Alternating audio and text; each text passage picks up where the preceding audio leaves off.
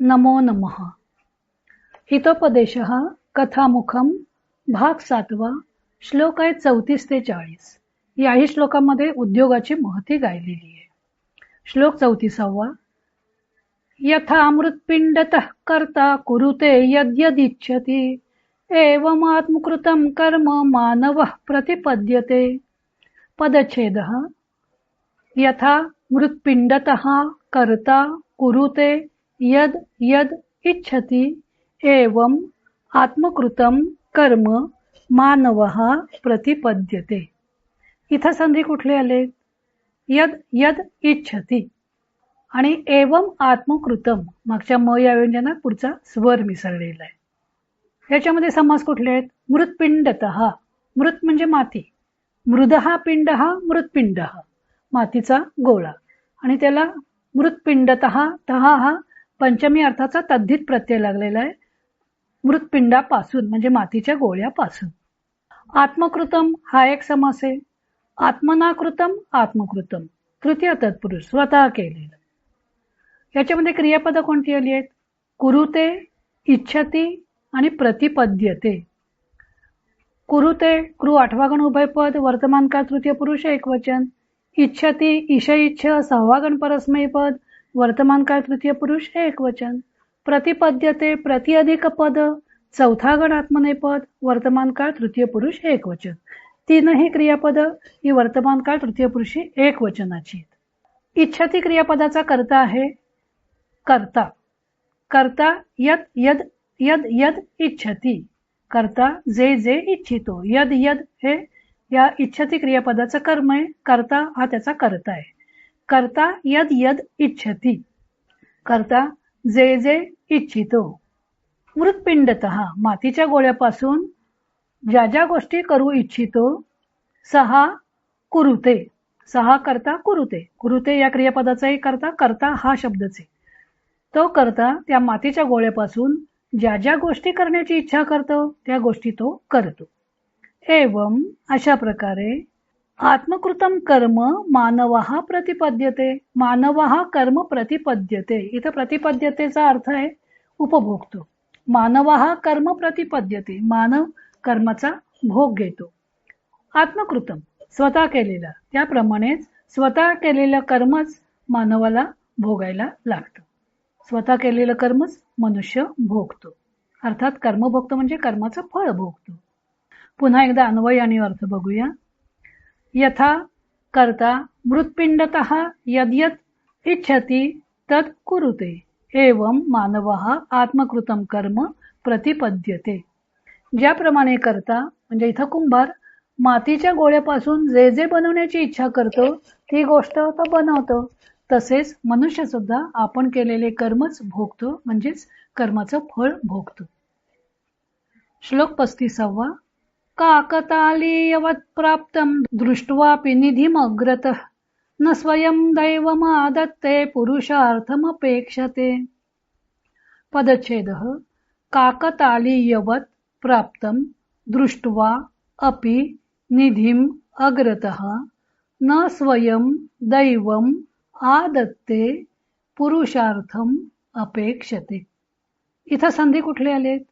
पूर्वार्धात आहे दृष्ट्वापि, दृष्ट्वा अपि सवर्णांचा दीर्घ संधी झालाय. निधिम अग्रतः मागच्या म या व्यंजनात पुढचा स्वर मिसळलाय. तसंच दैवमादत्ते आणि पुरुषार्थम अपेक्षते म या व्यंजनात पुढचे स्वर मिसळलेले. काकतालीयवत् प्राप्तं दृष्ट्वा अपि निधिम अग्रतः न स्वयं दैवम आदत्ते पुरुषार्थम अपेक्षते. आदत्ते आणि अपेक्षते ही दोन याच्यामध्ये असणारी क्रियापद आहेत. आदत्ते आदिकदा तिसरा गण उभयपद, आत्मनेपदी वर्तमान काळ तृतीय पुरुष एकवचन. दा म्हणजे देणे. आदिकदाचे अर्थ आहेत देणे, घेणे, स्वीकारणे, आकर्षणे वगैरे. स्वयं दैवम न आदत्ते, स्वयं दैवम न आदत्ते स्वतः दैव आणून देत नाही. काय? निधीम, निधी हे त्या आदत्तेचं कर्म आहे. दैवम स्वयं निधीम न आदत्ते, दैव स्वतःच निधी आणून देत नाही. कुठला निधी? काकतालीयवत् प्राप्तम निधीम अग्रतः काकतालीय नयाने प्राप्त झालेला निधी, समोर असलेला निधी सुद्धा दैव स्वतः आणून देत नाही, तर त्याच्याकरता सुद्धा पुरुषार्थम अपेक्षते, पुरुषार्थाची म्हणजे प्रयत्नांची आवश्यकता असते, त्या प्रयत्नांची अपेक्षा असते. निधी समोर दिसतोय, पण म्हणून दैव काही तो आणून तुमच्या पदरात घालणार नाहीये, तर त्याच्याकरता तुम्हाला 4 पावलं पुढे जाऊन तो निधी हातात घ्यावा लागेल, म्हणजे तो प्रयत्न करावा लागेल निधी घेण्याकरता. त्यालाच पुरुषार्थ म्हटले. पुरुषार्थ म्हणजे प्रयत्न. दैव स्वतःच आणून देत नाही. या राजाच्या विचारातून इथं उद्योग आणि दैव, प्रयत्न आणि दैव यांची तुलना चाललेली आहे. काकतालीयवत, काकतालीय हा एक न्याय आहे. काकतालीय न्यायाप्रमाणे. आता काकतालीय न्याय म्हणजे काय? समजा काक म्हणजे कावळा, कावळा एखाद्या फांदीवर बसला आणि ती फांदी मोडली, ती फांदी काही कावळ्याच्या वजनानं मोडली असं म्हणता येत नाही, तर तो बसायला आणि फांदी मोडायला एकच गाठ पडलेली आहे. फांदी आपोआपच पडली, पण कावळा बसण्याचं निमित्त झालं. निमित्त सुद्धा म्हणजे त्याच्या वजनानं पडली असं नव्हे, अगदी अनपेक्षितपणे एखादी गोष्ट घडणे, त्याला काकतालीय न्याय असं म्हणतात. दिसायला असं दिसतं की कावळा बसला आणि म्हणून फांदी मोडली, पण प्रत्यक्षात तसं झालेलं नाहीये, गाठ पडलेली आहे फक्त एकत्र. तसं काकतालीयवत प्राप्तम निधी, तसं काकतालीय न्यायानं एखादा निधी प्राप्त झाला अचानक अनपेक्षितपणे, तर तो सुद्धा प्राप्त करण्याकरता प्रयत्न करावा लागतो. दैव तो निधी तुमच्या हातात आणून देत नाही. पुन्हा एकदा अन्वय आणि अर्थ बघूया. काकतालीयवत प्राप्तम निधीम अग्रतः दृष्ट्वा अपि स्वयं दैवम न आदत्ते पुरुषार्थम अपेक्षते. काकतालीय न्यायाप्रमाणे म्हणजेच अनायासे प्राप्त झालेले पुढ्यातील धन दैव स्वतः आणून देत नाही, तर त्यासाठी प्रयत्न करण्याची आवश्यकता असते, प्रयत्नांची अपेक्षा असते. श्लोक 36. उद्यमेन हि सिद्ध्यन्ति कार्याणि न मनोरथैः न हि सुप्तस्य सिंहस्य प्रविशन्ति मुखं मृगाः. पदच्छेदः. उद्यमेन हि सिद्ध्यन्ति कार्याणि न मनोरथैः न हि सुप्तस्य सिंहस्य प्रविशन्ति मुखम मृगाः. इथं कुठेही संधी नाहीये आणि याच्यात सामासिक शब्द पण नाहीये कुठला. क्रियापद कोणती आली आहेत? पूर्वार्धात आहे सिद्ध्यन्ति आणि उत्तरार्धात आहे प्रविशन्ति. कार्याणि न सिद्ध्यन्ति, कार्ये सिद्धीस जात नाहीत, म्हणजे कार्य पूर्णत्वास जात नाहीत. कशी? मनोरथही, मनोरथही कार्याणि न सिद्ध्यन्ति, केवळ मनोरथ करून कार्य सिद्धीस जात नाहीत, तर कशानं सिद्धीस जातात? उद्यमेनहि सिद्ध्यन्ति, प्रयत्न केले तरच कार्य सिद्धीस जातात, केवळ मनोरथ करून कार्य सिद्धीस जात नाहीत. त्याच्याकरता उदाहरण दिले. सुप्तस्य सिंहस्य मुखम मृगाः न प्रविशन्ति. सुप्त, स्वप म्हणजे झोपणे, दुसऱ्या गणाचा धातू आहे, त्याचं सुप्त हे भूतकाळवाचक विशेषण झालं. झोपलेल्या सिंहाच्या मुखामध्ये मृग म्हणजे एक अर्थ आपल्याला हरिण माहिती आहे, मृग म्हणजे पशु. पशु स्वतःच प्रवेश करत नाहीत, तर त्याला जर भूक लागली असेल तर त्याला शिकार करावी लागते, तरच त्याच्या मुखामध्ये तो पशु येईल, नाही तर येणार नाही. सुप्तस्य सिंहस्य मुखम मृगाः न प्रविशन्ति. पशु काही असं म्हणत नाहीत, सिंह त्याला भूक लागली आहे का तर मला खा, म्हणून ते स्वतः काही त्याच्या मुखामध्ये जात नाहीत, तर सिंहाला तो पशु मिळवण्याकरता प्रयत्न करावा लागतो. इथं मुखम न प्रविशन्ति म्हटलंय. मुख हा स्थानवाचक शब्द असला तरी प्रविशन्तीमध्ये प्र अधिक विषय हा धातू प्रवेश करणे या अर्थी जो आलेला आहे तो गतिवाचक आहे, आणि गतिवाचक धातूंना स्थानवाचकाची द्वितीय विभक्ती लागते. मुखे न प्रविशन्ति असं होत नाही, मुखम न प्रविशन्ति. पुन्हा एकदा अन्वय आणि अर्थ बघूया. कार्याणि उद्यमेनहि सिद्ध्यन्ति न मनोरथैः हि सुप्तस्य सिंहस्य मुखम मृगाः न प्रविशन्ति. कार्ये उद्योगामुळेच म्हणजे प्रयत्नामुळेच सफल होतात, नुसते मनोरथ करून सफल होत नाहीत. झोपलेल्या सिंहाच्या मुखात पशु आपणहून प्रवेश करत नाहीत. श्लोक 37. मातृपितृकृताभ्यासो गुणतामेति बालकः न गर्भच्युति मात्रेण पुत्रो भवति पंडितः. पदच्छेदः.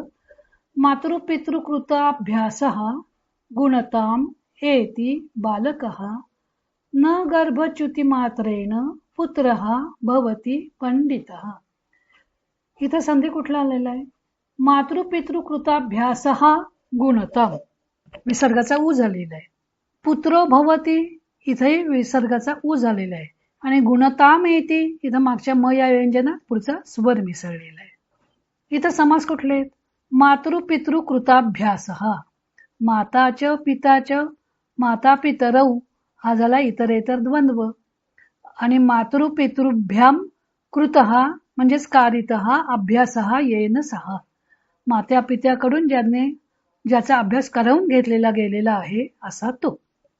हा झाला बहुव्रीही समास. पुढचा आहे गर्भच्युती मात्रेनं. गर्भाच्युती ही गर्भच्युती ही गर्भातून ढळणे, पंचमी तत्पुरुष. आणि गर्भच्युती ही केवलम, मात्र हा केवल या अर्थी आलेला आहे. हा कुठल्याही गटामध्ये समास बसत नाही. समासाचे जे 4 प्रकार मुख्य आहेत, द्वंद्व, बहुव्रीही, तत्पुरुष आणि अव्ययीभाव, या 4ही गटात समास बसत नाही. त्यामुळे अशा समासांना सुपसुप समास किंवा केवल समास म्हणतात. विभक्ती प्रत्यय लागलेले केवळ 2 शब्द एकत्र आले आणि समास बनला. तर गर्भच्युती मात्रेनं हा सुपसुप समास झाला. गर्भाच्युती हा पंचमी तत्पुरुष समास झाला. इथं क्रियापद कोणतं आलंय? एती हे पूर्वार्धात आहे, भवती हे उत्तरार्धात क्रियापद आहे. बालकः गुणताम एती, बालक गुणापर्यंत येतो. गुण, गुणता हे त्याचं भाववाचक नाम केलं. पुन्हा एती मध्ये ई हा धातू आहे. ई दुसरा गण परस्मैपद, जाणे. बालकः गुणताम एती, बालक गुणते प्रत जातो म्हणजे बालक गुणवान होतो. इथं सुद्धा ई हा धातू गतिवाचक असल्यामुळे गुणताम ही द्वितीय विभक्ती आलेली आहे. बालक हा कसा? त्याचे विशेषण आहे मातृपितृकृताभ्यासः बालकः, मात्या पित्याने ज्याच्याकडून अभ्यास करवून घेतलेला आहे असा बालक गुणताम एती, गुणाप्रत जातो म्हणजे तो गुणवान होतो.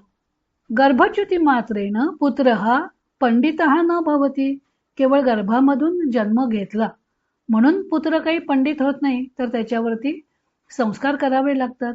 ते संस्कार मात्या पित्यांनी केलेले असतील तर तो गुणताम एती, तो गुणतेप्रत जातो.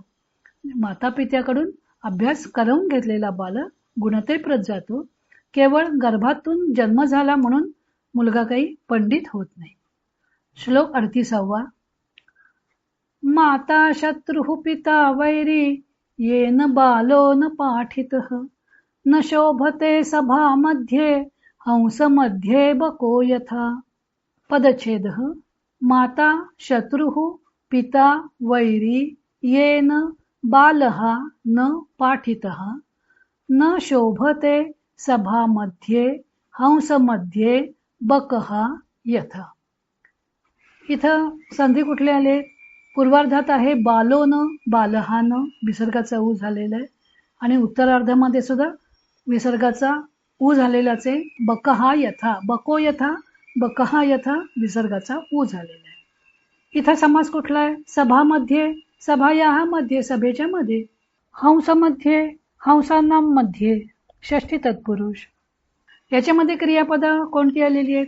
पूर्वार्धात पाठितः हे प्रयोजक कर्मणी भूतकाळवाचक धातुसाधित विशेषण क्रियापदासारखं वापरलेलं आहे. आणि शोभते हे उत्तरार्धात आलेलं क्रियापद आहे. बालहा येन न पाठितः कर्मणी प्रयोग झाला. बालहा येन न पाठितः, ज्याने मुलाला शिकवलं नाही, ज्या आई बापांनी मुलाला शिकवलं नाही. सा माता शत्रू पिताच्या वैरी, ती आई त्या मुलाची शत्रू आहे आणि पिता त्याचा वैरी आहे म्हणजे शत्रू आहे. कारण का?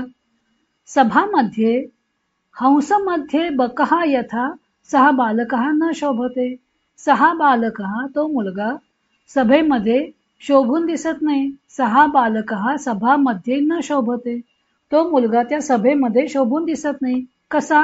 यथा हंसामध्ये बकः, हंसांच्या मध्ये जसा बगळा शोभून दिसत नाही तसा तो मुलगा सभेमध्ये, अर्थात ही पंडितांची सभा, सभेमध्ये शोभून दिसत नाही. सभामध्ये प्रमाणेच हंसामध्ये हाही समास होईल, षष्ठी तत्पुरुष हंसानाम मध्ये.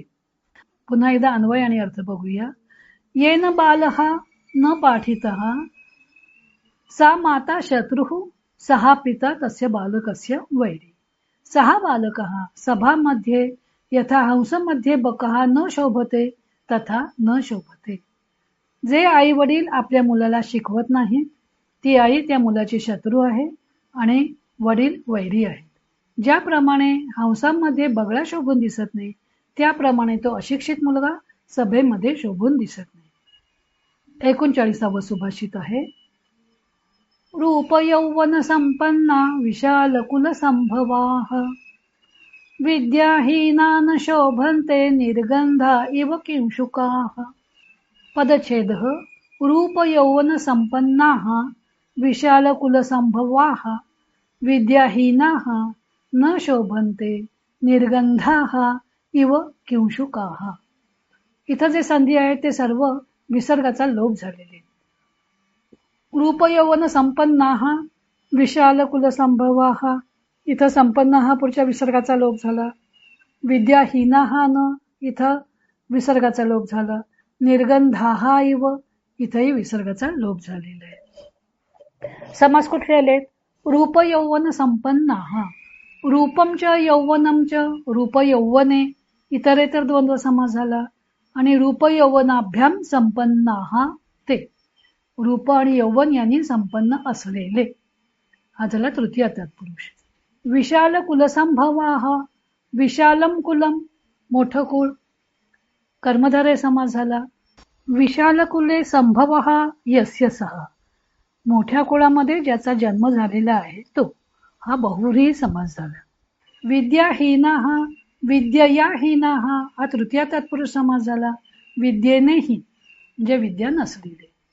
निर्गंधाः, निर्गतः गंधः येषां ते, ज्यांच्यामधून गंध निघून गेलेले आहेत असे, हा झाला प्रादी बहुव्रीही समास झाला. इथं क्रियापद कोणतं आलेले? शोभनते. पाठीमाग न शोभनते, शोभून दिसत नाहीत. कोण? रूप यौवन संपन्नाः विशाल कुल संभवाः अपि विद्याहीनाः. रूप आणि यौवन यांनी संपन्न आहेत, मोठ्या कुळामध्ये जन्माला आलेले आहेत, पण तरी सुद्धा ते बालक जर विद्याहीन असतील तर न शोभनते, तर शोभून दिसत नाहीत. उपमा दिली आहे किंशुकाची. किंशुक म्हणजे पळस. निर्गंधाः इव किंशुकाः, निर्गंधाः हे किंशुकाहाचं विशेषण आहे. आता इथं गंधरहित असलेले पळस म्हणजे पळसाची फुलं. गंधरहित असलेली पळसाची फुलं ज्याप्रमाणे शोभून दिसत नाहीत त्याप्रमाणे हे विद्याहीन बालक शोभून दिसत नाहीत. जरी ते रूप यौवने यांनी संपन्न असले किंवा मोठ्या कुळात जन्माला आले असले तरी विद्या नसल्यामुळं ते शोभून दिसत नाहीत. श्लोक 40वा. मूर्खोऽपि शोभते तावत् सभायां वस्त्रवेष्टितः तावच्च शोभते मूर्खो यावन् किंचिन्न भाषते. पदच्छेदः. मूर्खः अपि शोभते तावत् सभायां वस्त्रवेष्टितः तावच्च शोभते मूर्खः यावत् किंचित न भाषते. इथं संधी कुठली आली? मूर्खः अपि विसर्गाचा उ होऊन पूर्वरूप संधी झालेला आहे. तावतच, तावत अधिक च, तावतच मागच्या व्यंजनाच्या ठिकाणी च हा पहिला वर्णच आलेला आहे, हा व्यंजन संधी आहे. मूर्खो यावत इथं विसर्गाचा उ झालेला आहे.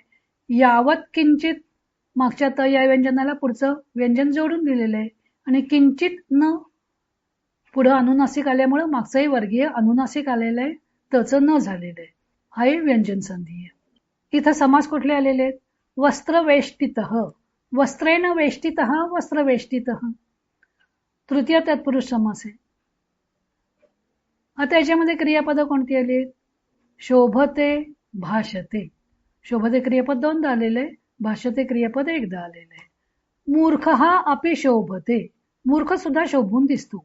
तावत सभायां वस्त्रवेष्टितः, वस्त्रवेष्टितः मूर्खः अपि सभायां शोभते. वस्त्रानं वेष्टित असलेला, म्हणजे आता इथं नुसतं वस्त्र घातलेलं असं नाही धरायचं, तर उत्तम वस्त्र घातलेला मूर्ख सुद्धा सभेमध्ये शोभून दिसतो. तावतचे शोभते मूर्ख, पण तोपर्यंतच तो शोभून दिसतो. यावत किंचित न भाषते, जोपर्यंत तो काही बोलत नाही तोपर्यंतच तो शोभून दिसतो. उत्तम वस्त्र घातलेला मूर्ख मनुष्य शोभून दिसतो सभेमध्ये, पण तोपर्यंत शोभतो जोपर्यंत त्यानं तोंड उघडलेलं नाही, जोपर्यंत तो बोलत नाही. कारण बोलल्यानंतर त्याचं पितळ उघडं पडतं, मूर्ख आहे हे कळून येतं. पुन्हा एकदा अन्वय आणि अर्थ बघूया. सभायां वस्त्रवेष्टितः मूर्खः अपि तावत् शोभते, यावत किंचित न भाषते, तावत च मूर्खः शोभते. सभेमध्ये सुंदर कपडे घातलेला मूर्ख तोपर्यंत शोभून दिसतो जोपर्यंत तो बोलत नाही.